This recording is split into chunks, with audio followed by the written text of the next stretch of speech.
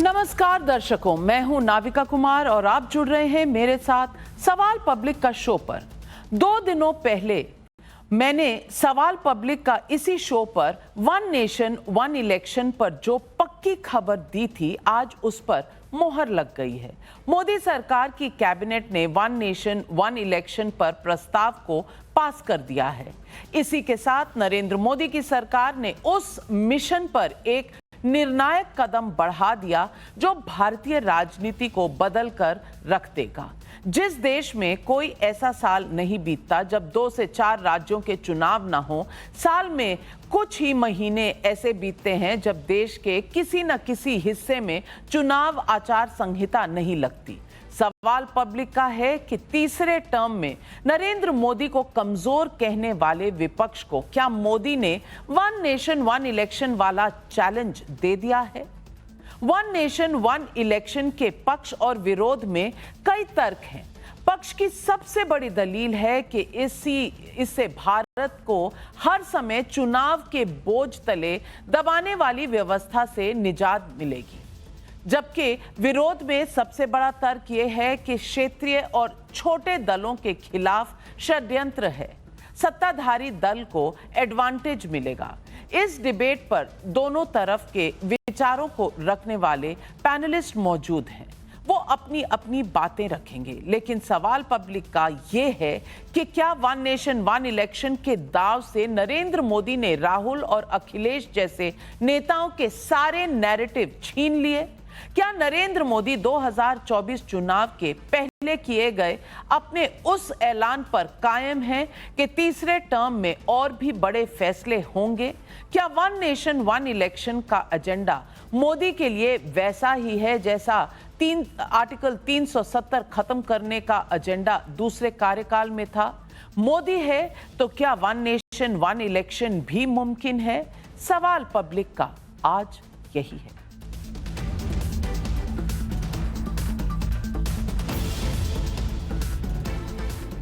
One nation one election की बात नरेंद्र मोदी ने आज कल में नहीं शुरू की है। इस पर वो पूरी तैयारी के साथ आगे बढ़ रहे हैं और कई समय से इस पर काम भी चल रहा है। पूर्व राष्ट्रपति रामनाथ कोविंद की अध्यक्षता वाली कमेटी ने मार्च 2024 में ही राष्ट्रपति द्रौपदी मुर्मू को वन नेशन वन इलेक्शन पर 18,626 पन्नों की रिपोर्ट सौंपी थी और अब जब 2029 तक वन नेशन वन इलेक्शन लागू करने का इरादा दिखाया जा रहा है तो ये बहुत बड़ी बात है। मैं आपको बता दूं कि 1952 से लेकर 1967 तक हुए 4 लोकसभा चुनावों के साथ साथ ही सभी विधानसभाओं के चुनाव हुए थे, लेकिन फिर मध्यवादी चुनावों ने इस क्रम को तोड़ दिया और आज वन नेशन वन इलेक्शन को लेकर कैबिनेट के फैसले पर सूचना और प्रसारण मंत्री अश्विनी वैष्णव ने क्या कहा, जरूर सुनिए। आज यूनियन कैबिनेट में माननीय प्रधानमंत्री श्री नरेंद्र मोदी जी ने एनडीए की सरकार ने वन नेशन वन इलेक्शन में जो हाई लेवल कमेटी की रिकमेंडेशंस थी उसको एक्सेप्ट किया है। कमेटी की रिकमेंडेशंस हैं, उनको पूरे देश भर में डिस्कशन किया जाएगा। सभी इस पॉइंट को डिटेल में डिस्कस कीजिए, साइंटिफिक वे में डिस्कस कीजिए। कैसे वन नेशन वन इलेक्शन से इकोनॉमी को फ़ायदा होगा, कैसे लॉ एंड ऑर्डर को फ़ायदा होगा, कैसे देश की प्रगति बढ़ेगी, कैसे देश का डेवलपमेंट बढ़ेगा। सरकार की तरफ से एक देश एक चुनाव पर निर्णायक तरीके से आगे बढ़ने के बाद विपक्ष के खेमे में खलबली सी मच गई है। सुनिए, वन नेशन वन इलेक्शन को कैबिनेट से मंजूरी मिलने के तुरंत बाद विपक्ष क्या कह रहा है। ये देखिए, ये प्रैक्टिकल नहीं है और ये चलने वाला नहीं है। ये सिर्फ चुनाव जब बात है, कोई ना कोई कुछ मुद्दा नहीं मिल रहा उनको, ऐसी चीजें बात करने के लिए, इश्यू को डाइवर्ट करने के लिए वो बात करते हैं और इसीलिए और पूरे देश के लोग कोई मानने वाले भी नहीं है। हर थोड़े महीने के बाद इलेक्शन होना, ये भारत के गरीबों का फायदा है इसमें। तो ये इलेक्शन होना जरूरी है क्योंकि जो भी सरकार होगी वो हमेशा अपने खड़े भी रहेगी जनता की खिदमत के लिए। अगर आप 5 साल के बाद पूरा चुनाव कराएंगे तो जनता का जो वोट का बार्गेनिंग पावर है हमेशा के लिए खत्म हो जाएगा। Our leader Mamata Banerjee, she has already written a letter to the concerned authority expressing her views with full analysis कि हमारा देश का जो सिचुएशन है इसमें इस one nation one election this is not possible and not suitable for us। सवाल public का आज है कि क्या 2029 तक वन नेशन वन इलेक्शन आकर रहेगा? तीसरे टर्म में मोदी ने सबसे बड़ा कार्ड चल दिया। क्या वन नेशन वन इलेक्शन से बीजेपी कांग्रेस जैसी पार्टियों को फायदा और रीजनल पार्टियों को नुकसान की बात सही है? वन नेशन वन इलेक्शन को कैबिनेट से मंजूरी और वक्फ बिल पर अडिग होना कड़े फैसलों का कमबैक है? यही सवाल आज पब्लिक पूछ रही है और इन सवालों के जवाब देने के लिए आज हमारे साथ जुड़ रहे हैं बीजेपी के राष्ट्रीय प्रवक्ता सिद्धार्थ यादव, लोकेश जिंदल नेता हैं कांग्रेस पार्टी के, डॉक्टर आशुतोष वर्मा नेशनल प्रवक्ता हैं समाजवादी पार्टी के, विवेक श्रीवास्तव राजनीतिक विश्लेषक भी हमारे साथ जुड़ रहे हैं। मेरा पहला सवाल जाता है आशुतोष वर्मा जी आपको। सवाल बड़ा है कि कल तक जो कह रहे थे कि मोदी 3.0 में कुछ दम नहीं है, मोदी घबरा गए हैं, टूट चुके हैं, विपक्ष आगे बढ़ रहा है और अब ये बैसाखियों पे चल रहे हैं। आज जब कैबिनेट यूनानिमसली यानी कि अपने सारे साथियों के साथ इस फैसले वन नेशन वन इलेक्शन को पास करती है तो कम से कम आप मानेंगे कि दृढ़ संकल्प से आगे बढ़ रही है और मोदी सरकार ने अगर आर्टिकल 370 हटाया तो इस दौर में वक्फ बिल और वन नेशन वन इलेक्शन लेकर उन्होंने अपने कड़े फैसलों की जो श्रृंखला है उसको जारी रखा है। धन्यवाद नविका जी। नविका जी, ये तर्क बड़ा अजीब सा है कि वन नेशन वन इलेक्शन जैसी बातों से विपक्ष में बेचैनी है और वन नेशन वन इलेक्शन की परिचर्चा के बगैर आपने उनके कड़े फैसलों की बात कर दी। उसी मोदी सरकार ने जो पिछले मुझे लगता है कि 5-6 सालों में 10 सालों में कम से कम 6 या 7 बार बड़े यू टर्न लिए हैं। मुझे नहीं लगता कि मुझे यहाँ पे बताने की जरूरत है कि काले कानून पे क्या हुआ, वक्फ बोर्ड पे क्या हुआ, ऐसे लैंड एक्विजिशन बिल, पता नहीं कितने कितने पे यू टर्न लिया। तो भारतीय जनता पार्टी और कड़े फैसले लेने की बात तो आप मत ही कीजिए। बात है कि वन नेशन वन इलेक्शन पे क्या रुख है पार्टियों का, खासकर विपक्षी पार्टियों का। और समाजवादी पार्टी ने जब इसके पहले साल 1.5 साल पहले की बात हुई थी तो हमने कहा कि हम इसका स्वागत करते हैं, इस पे परिचर्चा होनी चाहिए, इस पे डायलॉग होनी चाहिए, क्योंकि इसके तर्क और वितर्क में अलग अलग तरीके से कई पॉइंट्स हैं। एक बात बिल्कुल सही है कि बहुत बड़ा खर्चा इलेक्शन करने में लगता है देश का, और देश में लगातार मॉडल कोड ऑफ कंडक्ट लगा रहता है जिससे सरकारों को काम करने में परेशानियां आती हैं, जो जनता के हितों के काम है वो रुकावट आते हैं। लेकिन कहीं ना कहीं कुछ ऐसे अनसुलझे जवाब हैं जिसके बारे में अभी भारतीय जनता पार्टी या शायद इलेक्शन कमीशन ऑफ इंडिया को भी इसके बारे में अभी जवाब नहीं है कि कौन सी सरकारों को प्रीपोन करके खत्म किया जाएगा, कौन सी सरकारों को पोस्टपोन किया जाएगा जब राज्य सरकारें चल रही हैं। अगर किसी भी सरकार का बीच में मध्यावधि चुनाव आ जाता है तो तब क्या किया जाएगा, क्योंकि 52 से 67 के बीच में इस देश ने लोकसभा और विधानसभा का चुनाव साथ में किया है। और आपने खुद बताया कि मध्यवर्ती चुनाव या जो मिलीजुली सरकारें होती हैं उसमें अगर किसी सरकार के बीच में अगर चुनाव कहीं गठबंधन टूट जाता है तो मध्यवर्ती चुनाव की स्थिति आती है, तब वन नेशन वन इलेक्शन की क्या स्थिति होगी। तो मुझे लगता है कहीं ना कहीं इस बारे में प्रॉपर चर्चा हो, बात हो, और सही जब चीजें ड्राफ्ट में आए तब उस पर बात की जाए। लेकिन अभी आप सिर्फ ये बता रही हैं कि मोदी 3.0 ने एक बड़ा दांव खेला है। इसमें दांव ही कहां खेला है, ये तो परिचर्चा की शुरुआत है और अच्छी बात है, ये होनी चाहिए देश में, ये कोई एक नई चीज नहीं है। तो मुझे लगता है कि इसको आपने नई गलत चीज तरीके नहीं से लिया है। है। आप अभी कह रहे हैं opposition नई party चीज से नहीं उसका है। view दीजिए, हम पहली बात बार करते हैं, किसी हम बात कैबिनेट ने करेंगे। इसको मंजूरी दी है। ये पहले आइडिया के लेवल पे था, पहले एक कमिटी बनी थी, लेकिन अब कैबिनेट ने मंजूरी दी है। आपने बातचीत की बात कही, तो मैं सिद्धार्थ यादव आपसे पूछूंगी, वक्फ बिल आया और जेपीसी को चला गया, वहां पे हो रही है बातचीत। अब पहले से ही प्रिज्यूम कर लेना कि भाई बातचीत के बिना ला दिया, अभी तो आया नहीं, ये तो टेबल होगा पार्लियामेंट में, लेकिन खलबली मच गई है, ये तो तय है। एडमिट करें आशुतोष वर्मा जी या ना, ये इनकी मर्जी है, लेकिन खड़गे जी ने तो कह दिया है गलत है, खराब है, हाय तौबा, तो मच गई है। सिद्धार्थ यादव जी, ऐसा क्यों? देखिए नविका जी, ऐसा इसलिए है क्योंकि दिक्कत होना इन लोगों की दिक्कत है, और अगर इनको दिक्कत नहीं होगी तो भी इनको दिक्कत हो जाएगी कि दिक्कत क्यों नहीं हो रही।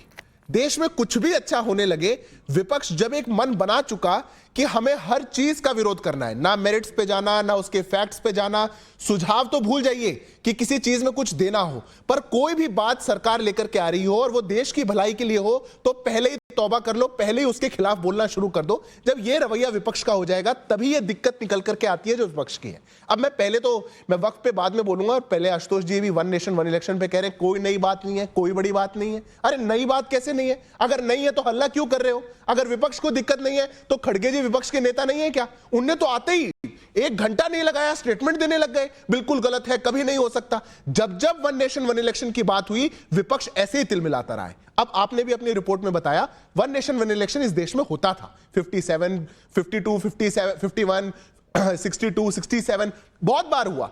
उसके बाद गया कब? जब आपने विधानसभा भंग करनी शुरू करी। आपने करी 68 में, 69 में लोकसभा भंग करी, उसके बाद यह बिगड़ा।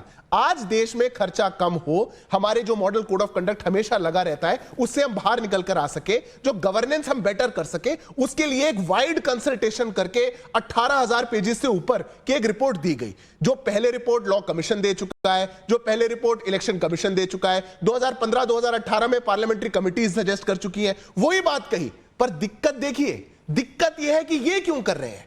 हमें कुछ करना नहीं, दूसरे को करने देना नहीं, देश की भलाई है तो बिल्कुल नहीं। अगर ये आपका रवैया है तो ये देश के हित का रवैया नहीं है। कभी तो हित का भी स्टैंड लीजिए। रही बात वक्फ की, वक्फ का बिल लेकर के आए, हमारी कमिटमेंट है। देखिए नविका जी, हमने जो अपने मैनिफेस्टो में लिखा, हमने वन नेशन वन इलेक्शन लिखा, वक्फ को लेकर के हमारी कमिटमेंट है। हमने अपनी सरकार बनते ही पहले 100 दिनों में इन सब कामों को करके दिखाया। अब हम कंसल्टेशन करते हैं तो इनको दिक्कत, अगर हम ना उनसे सुझाव लिए जाए तो इनको दिक्कत। अब वक्फ का बिल लेकर के आए और हमने जेपीसी में भेजा, अब जेपीसी उसकी चर्चा कर रही है, देश भर में चर्चा हो रही है, तब आपको मिर्ची क्यों लगती है? और रही बात आशुतोष जी जो यूटर्न की बात कर रहे थे, यूटर्न एक बार अपने नेता का भी याद करिएगा। रफेल पे, पेगासस पे, कितनी चीजों पे जाकर के यूटर्न लिया। अरे कोर्ट में जाकर एक लंबी फहरिस्त है, कहेंगे तो पढ़ के सुना देता हूं, किस किस कोर्ट में जाकर के आपने कब कब माफी मांगी कि भैया मैंने गलत से आपको आरोप लगा दिया था, मुझे माफ कर दीजिए। देखिए मेरा बस कहना नविका जी इतना है, एक स्टैंड तो होना चाहिए। अगर देश के लिए कोई एक ऐसी चीज आ रही है जिस पर व्यापक चर्चा करके उसमें देश के खर्च को कम किया जा सकता है। कहां 51 के चुनाव में 11 करोड़ का खर्च था, 2014 में 30,000 करोड़ का हुआ, 2019 के अंदर 60,000 करोड़ का हुआ। अगर इस पर एक चर्चा हो और देश के हित में एक फैसला आ सके तो कभी तो कोई तो ऐसा मोड़ होगा जहां पे विपक्ष आके साथ खड़ा होगा और कहेगा आइए हम आपके साथ हैं, हम देश के इस हित के फैसले में अपना सुझाव भी देते हैं और इसका समर्थन भी। आपने तमाम जो सवाल किए वो आशुतोष वर्मा जी से किए, लेकिन मुझे लगता है जहन में आपके राहुल गांधी हैं, तो जवाब मैं लोकेश जिंदल से ले लूं। आशुतोष जी, अच्छा आप पहले काउंटर कर दीजिए, फिर लोकेश जिंदल। मैं दोनों के लिए थे, तो एक ही पार्टी है सब। मैं एक मिनट नहीं कोई बात। देखिए फिर मैं कह रहा हूं कि ये जो भारतीय जनता पार्टी और भारतीय जनता पार्टी के जो सिंपैथाइजर्स हैं, वो ये कोशिश करना चाह रहे हैं कि विपक्ष में खलबली है, वो नहीं है। हम तो आपको याद दिला रहे हैं कि लैंड एक्विजिशन बिल पे आप यू टर्न चले गए, हम बता रहे हैं कि 3 काले कानून पे आप यू टर्न पे चले गए, डाटा प्रोटेक्शन बिल पे चले गए, लैटरल एंट्री पे चले गए, ब्रॉडकास्ट बिल पे चले गए, वक्फ बोर्ड पे चले गए, इंडेक्सेशन बेनिफिट पे चले गए। तो हम खाली आपको याद दिला रहे हैं कि आप कितने बड़े यू टर्न वाले लोग हैं। कुछ तो फैक्ट पे और 19 रुक जाइए, अरे भाई पढ़िए कोई बात नहीं। सिद्धार्थ जी बीच में आपके नहीं बोला, इसलिए सुन लीजिए, फिर बात में प्लीज पढ़िए और उसको समझिए पहले पाए, ठीक है।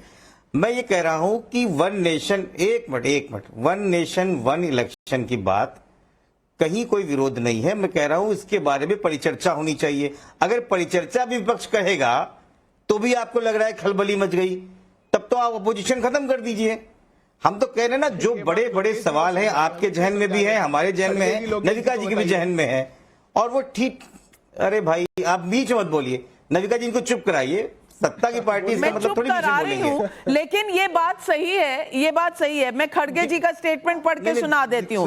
खड़गे जी कह रहे हैं ये प्रैक्टिकली हो ही नहीं सकता, इनके पास मुद्दा नहीं है, चुनाव देखते हुए ये किया गया है। डेरेक ओब्रायन कह रहे हैं ये भाजपा का एक और सस्ता स्टंट है। आप कह रहे हैं खलबली मची नहीं, सब एक एक करके बयान देते चले जा रहे हैं। ये विपक्ष की है ना नविका जी, अगर विपक्ष के लोग हैं शायद। एक मिनट नविका जी, अगर टाइम्स नाउ, नव भारत और सिद्धार्थ यादव दोनों भारतीय जनता पार्टी के लोग बैठ के विपक्ष की बात ही नहीं सुनेंगे और टोका टोकी करेंगे तो फिर मैं आप मना दीजिए, आप दोनों लोग बोलते रहिए, अपने व्यू बनाते रहिए। मुझे लगता है कि विपक्ष की ये रणनीति है कि आप एंकर को डिफेंसिव पे डालें। मैं डिफेंसिव पे जाऊंगी नहीं, आप मुझे जिसका दूत बता दें, मेरे को मान लेना जरूरी है। लेकिन जनता भी देख रही है। मैंने आपको 2.5 मिनट बोलने दिया, आप बीच में बोला नहीं और सिद्धार्थ बाद में आए, लेकिन आपको कहना आरोप लगाना आप लगाइए। अभी भी नहीं बोलने दे रही हो, आप मेरी बात ही नहीं सुन रही हो पूरी। मैं नहीं आप पे आरोप लगा रहा हूं, मैं कह रहा हूं कि ना आप पूरी बात सुन रही हैं। मैं तो कह रहा हूं कि ये 4-5 सवाल जनता के बीच में है, हमारे बीच में है, आप अपनी पूरी बात कहिए। आपका टाइमर शुरू होता है अब 60 सेकंड का। आप ठीक, अब मेरी सीधी सी बात है और कई सवालों का जवाब हमको मिलना चाहिए कि जब भी इस तरह की व्यवस्था आएगी तो कौन सी सरकारों को बीच में रोका जाएगा और कौन सी सरकारें राज्य सरकार की आगे चलेंगी, ये एक बड़ा सवाल है। दूसरा, ये ज्यादातर देखा गया है और आईडीएफसी 2015 की एक बड़ी रिपोर्ट थी जिसमें कहा कि जब इस तरह के चुनाव साथ में होते हैं तो देश के बड़े मुद्दे आते हैं, हावी होते हैं, और छोटे मुद्दे जो मतलब प्रांतीय और क्षेत्रीय मुद्दे हावी नहीं रह पाते हैं। ये 77% लोगों में देखा गया है, विद फ्यू एक्सेप्शंस। उसके बाद 5 साल में अकाउंटेबिलिटी किस तरीके से होगी, और उसके बाद अगर मान लीजिए मध्यवर्ती चुनाव हो गए तो क्या होगा। ये सवाल हमारे पास भी है, आपके पास भी है। ये सवाल का जवाब मिले और एक बड़ा काम हो, इसमें देश में स्वागत करना चाहिए सबको। लेकिन मुझे लगता है कि आप अपने यूटर्न से निकल नहीं पा रहे हैं और एक नया शिगुका छोड़ रहे हैं। आप रणनीति लेके आइए, बात कीजिए विपक्ष से। आप अलाउ करेंगे तो मैं देता हूं। चलिए, 50 सेकंड में उन्होंने अपनी बात कह दी, अभी 10 सेकंड बाकी थे, लेकिन मैंने फेयरली आपको सुना। आशुतोष वर्मा जी, दोबारा आरोप लगाने से पहले सोच लीजिएगा। अब सिद्धार्थ यादव जी, आप जवाब। मैं उनके 10 सेकंड में ही अपना जवाब। आप रिवाइंड करके दीजिए, तब मैंने आरोप लगाया था। आप रिवाइंड करके दीजिए, तब मैंने आरोप लगाया था। जी रिवाइंड करेंगे, आपके शुरुआत के 2.5 मिनट ही आएंगे। सुन लीजिए अब बात को। अब आपके पास क्या, अब मैं आपके 10 सेकंड में आपका जवाब देता हूं। जवाब आपके पास भी है, आप चाहते नहीं कि जवाब मिले। पहली बात तो जो सवाल आपसे था कि खड़गे जी, डेरेक ओब्रायन ये विपक्ष के लोग हैं कि नहीं है, तो अगर कहा जा रहा है कि विपक्ष तिलमिला रहा है, आप कहिए कि हमारा स्टैंड उनके साथ नहीं है, हम तो पक्ष में है। पर जैसे आप बोलते हैं पक्ष में, आप इफ एंड बट ले आते हैं। अब आपका इफ एंड बट क्या आया कि देश में देश के मुद्दे हावी रहेंगे, स्टेट के मुद्दे हावी नहीं रहेंगे। जहां जिन राज्यों में 7 चुनाव होता था, इस बार लोकसभा के अंदर हुए, वहां पे क्या होता था, उड़ीसा ने इतनी बार केंद्र में किसी और को चुना, राज्य में किसी और को चुना। तो या तो आप देश की जनता को मूर्ख मानते हैं, या तो आप कहेंगे कि देश की जनता इतनी प्रूडेंट नहीं है कि वो केंद्र में किसी और को चुने और विपक्ष और स्टेट में किसी और को चुने, या तो आपका मत ऐसा है। पर इस पे भी हम सार्थक चर्चा कर सकते हैं। आपकी समस्या यह है आशुतोष जी, कोई भी निर्णय अगर लिया जा रहा है, आप उसमें अपना सजेशन बाद में देते हैं, टंगड़ी पहले घुसाते हैं। टंगड़ी मत घुसाइए, आप कहिए जो भी सार्थक चर्चा होगी। आपने कहा कि अगर मध्यवर्ती चुनाव होगा तो क्या होगा, यह सवाल का जवाब अगर आप प्रेस कॉन्फ्रेंस सुन लेते तभी मिल जाता।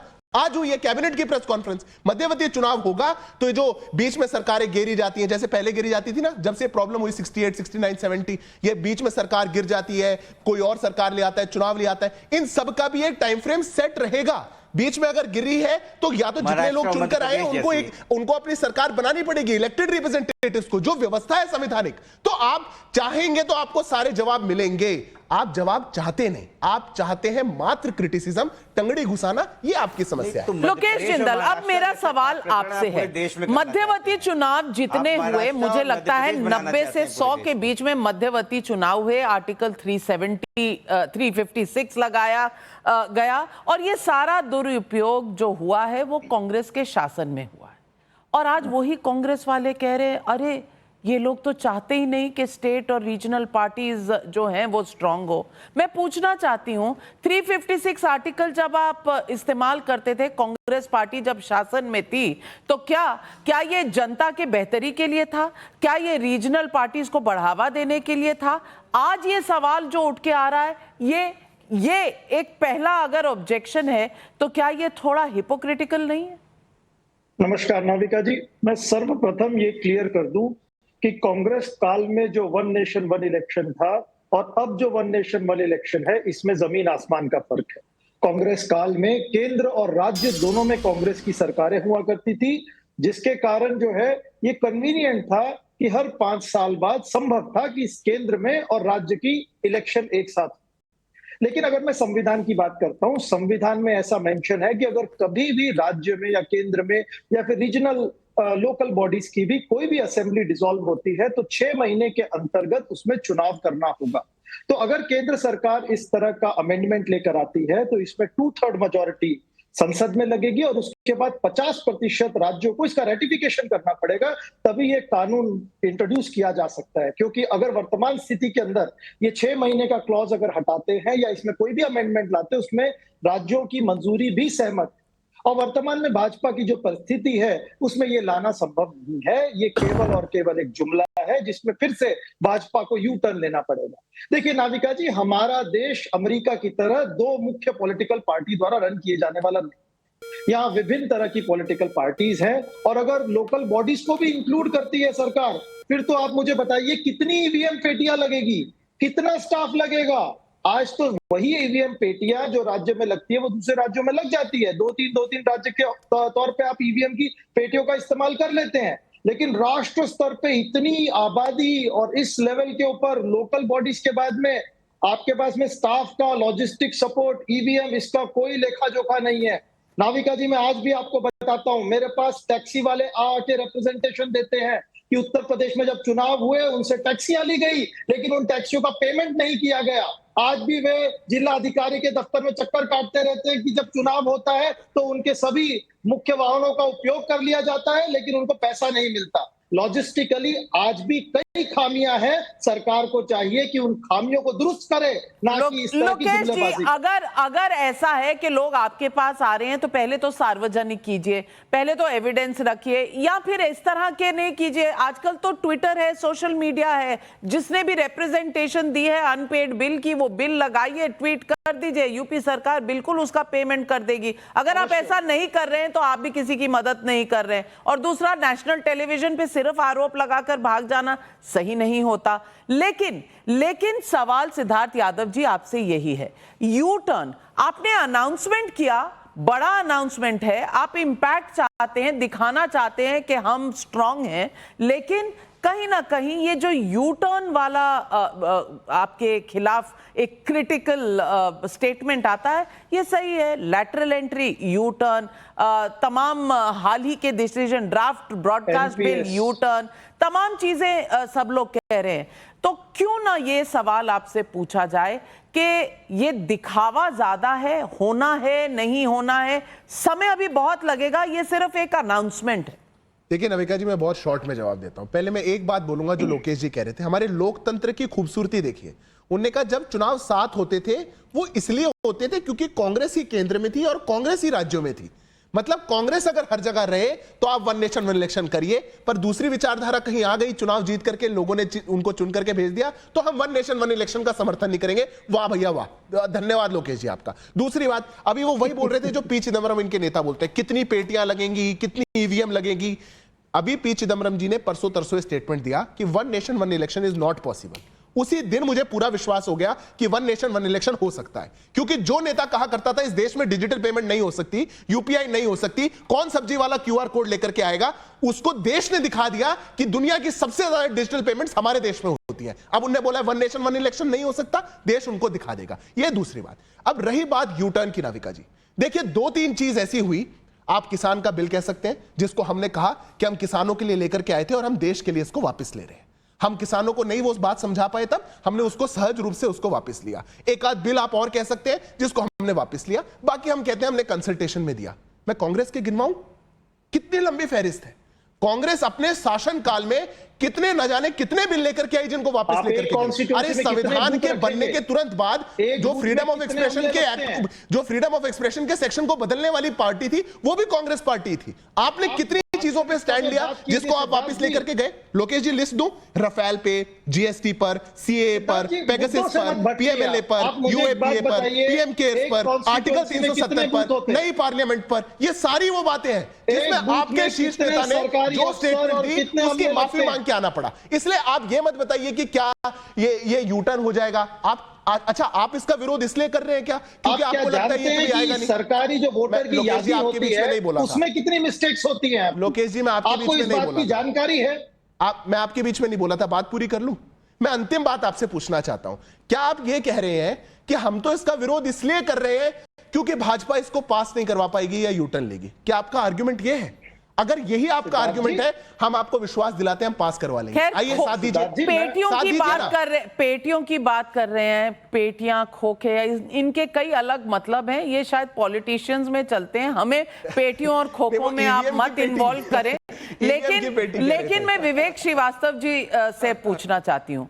विवेक श्रीवास्तव जी, ये जो प्रपोजल है, अभी प्रपोजल है, पास हुआ है, रिपोर्ट एक्सेप्ट हुई है यूनानिमसली, और 2 फेज में इसका इम्प्लीमेंटेशन की बात है। बिल्कुल सही है और बिल्कुल दुरुस्त है आशुतोष जी के भी सवाल कि इसके डिटेल्स क्या होंगे।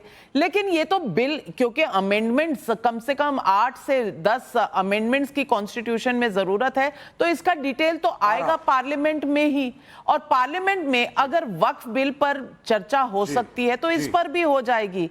इशू ये है कि प्रिंसिपल पर ऑपोजिशन करना और बस मोदी ने कहा है तो हमें विरोध करना, ये कहां तक सही है? नहीं, ऐसा नहीं है। ऐसा नहीं है। मोदी सत्ता में ना रहे, भाजपा सत्ता में ना रहे, संघ सत्ता में ना रहे और देश को ना तोड़े, इसलिए विरोध करना आवश्यक है। ऐसा लगने लगा है संघ को भी और भारतीय जनता पार्टी को भी कि ये सिंगल लार्जेस्ट पार्टी के रूप में उभर चुके हैं। नेशनल लेवल पे इनका वर्चस्व है, अनेकों राज्यों में इनकी सरकार है, तो इस प्रकार के बिल लाए जाएं जो इनको सत्ता में रहने में इनकी मदद करें। और ये जो ये लाए हैं, ये उसी के तहत लाए हैं, इसीलिए हमारा एक विरोध है। ये रीजनल और छोटी पार्टी के विरोध में है। 62 पार्टियों को अप्रोच किया गया था, अपना वक्तव्य बताएं आप इस ड्राफ्ट के साथ हैं या नहीं।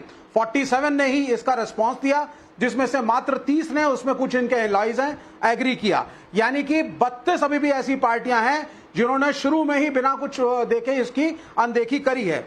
हमारा यह मानना है कि 1967 तक लोकेश जिंदल ठीक कह रहे थे, वर्चस्व कांग्रेस पार्टी का था, विरोधाभास नहीं था, रीजनल पार्टीज उभर के नहीं आई थी, ऑपोजिशन की अन्य पार्टीज बढ़कर के नहीं आई थी, बीजेपी भी आपकी नहीं बनी थी, कंडीशन अलग थी। आज का जो अगर आप राजनीतिक समीकरण को देखेंगे, छोटी बड़ी पार्टियों को देखेंगे, तो इस तरह के मूव सही नहीं है। दूसरी बात, इसके अंदर 12 कॉन्स्टिट्यूशनल अमेंडमेंट्स जो बैठ करके निकाले हैं, कश्यप साहब ने, बड़े कॉन्स्टिट्यूशनल एक्सपर्ट हैं, कई अखबार में उन्होंने लिखा है, मैंने पढ़ा था, 12 कॉन्स्टिट्यूशनल अमेंडमेंट्स कम से कम इसमें चाहिए। अभी जो फिक्स टर्म आपने रखा हुआ है असेंबली का, वो भी आपको तोड़ना पड़ेगा। 100 दिन के बाद, जैसा हमने डिस्कस किया था कि लोकसभा असेंबली आप एक साथ कर सकते हैं, लेकिन पंचायत के, म्युनिसिपैलिटी के लिए उसके बाद 100 दिन फिर आपको देने पड़ेंगे। और लोकेश ने यह भी सही कहा था कि recyclability of the EVMs, of the resources, of the officers of election commission, जो पहले हो जाता था, वो अब आप कैसे करेंगे? इसका मतलब आपको संख्या बल बढ़ाना पड़ेगा, इसका मतलब आपको खर्चा बढ़ाना पड़ेगा। तो ये अभी मोदी साहब लेकर के आए हैं अभी कैबिनेट के थ्रू। कीजिएगा, फैक्ट चेक कर रही हूँ, लाइट डिटेक्टर टेस्ट के घेरे में आ गए हैं विवेक श्रीवास्तव जी। विवेक श्रीवास्तव जी, आपने कहा 62 पार्टीज, मैं ये मिंट अखबार की रिपोर्ट पढ़ रही हूं यहां, जिसमें कहा कि आपकी बात सही है, 62 लोगों से जवाब मांगे गए थे, 47 पॉलिटिकल पार्टीज ने फीडबैक दिया, 32 ने सपोर्ट किया, 15 ने उसको रिफ्यूज किया। आपने कहा 30, यहां 32 है, 32 आउट ऑफ 62 मेजॉरिटी है। 47 में से सिर्फ 47 में से 15 सिर्फ पार्टियां हैं जिन्होंने अपोज किया था, 32 पार्टीज ने सपोर्ट किया है। और और बाकी की 15 पार्टियों ने कोई रिस्पांस नहीं दिया, तो आधे से ज्यादा लोगों ने, और ये शो जो है ये फैक्ट्स पर चलता है, इसीलिए मैं लाइट डिटेक्टर टेस्ट के घेरे में आपको प्रूव कर रही हूं कि आप फॉल्स बोल रहे हैं। 32 पार्टियों ने सपोर्ट दे दिया है और ये हाफवे मार्क से ज्यादा है। अगर ये हाफवे मार्क से ज्यादा है तो सिद्धार्थ यादव जी, इसका मतलब कहीं ना कहीं पार्लियामेंट में इसकी एक्सेप्टेंस है। बिल्कुल, एब्सोल्युटली नविका जी, हमारा देश लोकतंत्र और संविधान से चलता है। लोकतंत्र में कंसल्टेशन में जिस तरफ ज्यादा मत होगा या 80 साल तक चर्चा के बाद जो बेटर देश के लिए लगेगा उसको फॉलो किया जाता है। मात्र पॉलिटिकल पार्टीज का तो आपने लाइट डिटेक्टर टेस्ट करके अच्छा हुआ इनको पकड़ लिया।